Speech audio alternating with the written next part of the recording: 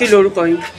Orúkọ mi ni Akínadé Àkànmú Ògúnbíyì, dókítà. Kí ni ìdí tá a fi wà níbí lónìí?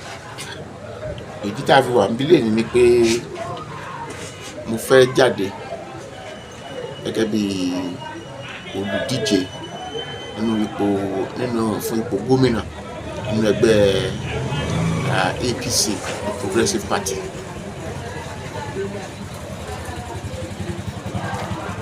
ẹ sì rò pé ní gbogbo àwọn tí wọ́n ti jáde yìí ẹ̀yin ló kájú ẹ̀ jù, pé gbogbo ẹ̀yin ló ní nǹkan àmúyẹ tẹ́ fi lè ṣe jù, àbí torí pé wọ́n ti yan agbègbè yín lápá àwùjẹ lè ṣe fẹ́ jáde? Méjèèjì. Bó ṣe ń sọ náà ló ṣe ń dá mi lóhùn, ló ṣe ń bá mi sọ, ló ṣe ń dáhùn ẹ. Méjèèjì náà ni. Èkíní, àwọn tó ti jáde mo mọ̀ wọ́n dáadáa, àwọn dẹ̀ mọ́ra pé ẹnìkan náà wà náà mú kò lè fọ ẹgbẹ́ torí pé progressive ni gbogbo wa, àwẹ̀ ọ́ adẹ̀ ní ìfaradà débi pé a dúró tó máa fi kàn wá.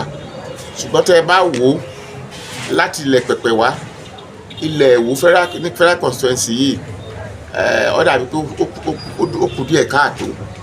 Tí APC bá fẹ́ ṣe dáadáa, ṣe ló yẹ pé kán wo federal constituency yìí kán sọ pé àwa ló kàn. A ti fọ́tọ̀ kan tara, a ti fi sin ẹgbẹ́ APC. Kò síbò tá a dì nínú ẹgbẹ́ APC tá a wọlé, a yapa, a báyànjà, a ṣe nǹkan kan. A dúró gidigidi, gbogbo dẹ́ pé ìyànjẹ náà ti pọ̀ tó, a dúró gidigidi sójú kan náà ni, sóyè nísìnyí. So wọn à ṣe nǹkan kan fún wa. Ẹ wo, a ṣe alága rí, àbí a ṣe gómìnà rí, a ṣe dẹ́pútì rí, a ṣe kọmíṣánná rí, a ṣe spíkà rí, kò sí kankan tá a ṣe rí. So kò tiẹ̀ nídìí à ń sọ lọ títí pé kí gbogbo wọn ṣe kéne ká fọwọ́ tì wá lẹ́yìn kájọ ṣe àṣeyọrí yìí ni. Àwa ni kéne yìí kàn, ẹgbẹ́ kéne yìí wà, Ìwó ló kàn, federal constituency wa ló kàn, ẹgbẹ́ wa fún wa, àwa ló kàn. Kí ni èròǹgbà yín fún àwọn aráàlú? Èròǹgbà mi fún àwọn aráàlú ó ní fún ìtẹ̀síwájú. Ẹ bàbá wa ṣe gbé kalẹ̀, ẹ tó jẹ́ gbogbo lídà wa yẹn ni His Excellency Bọ́lá Ahmed Tinubu bó ṣe gbé kalẹ̀. Ẹ rí i pé wọ́n ń ṣètò yẹn, ní tí wọ́n bá ń lẹ̀ lé gbogbo wa náà ni, ní tí wọ́n bá ń lẹ̀ ó le gan-an, ṣùgbọ́n wọ́n ń ṣètò yẹn lọ́kọ̀ọ̀kan èjèèjì.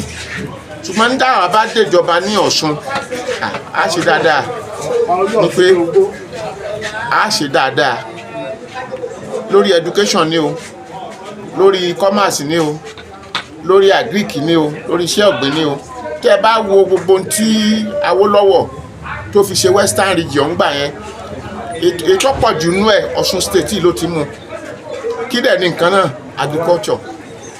Tẹ́ ẹ bá wo blueprint tí mo ṣe, tuntun rí màá tó tún ha fún yín sìn. Ẹ rí i pé gbogbo tá a fẹ́, ìgbésẹ̀ tá a fẹ́ gbé, ìgbésẹ̀ tó bá ìlànà tí federal government ń gbé tó dẹ̀ máa mú development wá bá ìpínlẹ̀ Ọ̀ṣun. Tọ́wọ́ mi bá tẹ ìpínlẹ̀ Ọ̀ṣun, inú gbogbo ayé ó dùn, torí pé kí ni? Yóò sì tẹ́. Entrepreneur ni mí, mo mọ ṣe ń fi ó kan kún èjì. Olókoòwò ni mí, èyí mo mọ bí wọ́n ṣe ń fi ó kan kéjì ti fi dẹ́ ẹ̀ẹ́dógún. Èmi fúnra mi mo gba èèyàn bí 5,000 ṣiṣẹ́ ní Nàìjíríà yìí. Bẹ́ẹ̀ ni mo gbà wọ́n ṣiṣẹ́ ní Liberia, bẹ́ẹ̀ ni mo gbà wọ́n ṣiṣẹ́ sí ní Republic of Niger Republic, bẹ́ẹ̀ ni mo gbà wọ́n ṣiṣẹ́ ní Cameroon. Pé ẹ̀kẹta tí mo sì gbà kò ti lélẹ̀.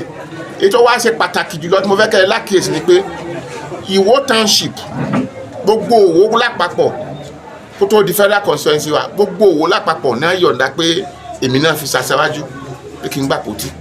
Kò sí kúnnukọ́, kò sí kọ́nukọ́, kò ká àpé méjì. So tí wọ́n bá tí wò bá yọ̀ǹda ẹ̀, tí Ayédèrè tẹ̀lé, tí Ọláolúwa tẹ̀lé, kí ló tún kù? Ẹ mú kẹ́ni yìí wá alábàárò.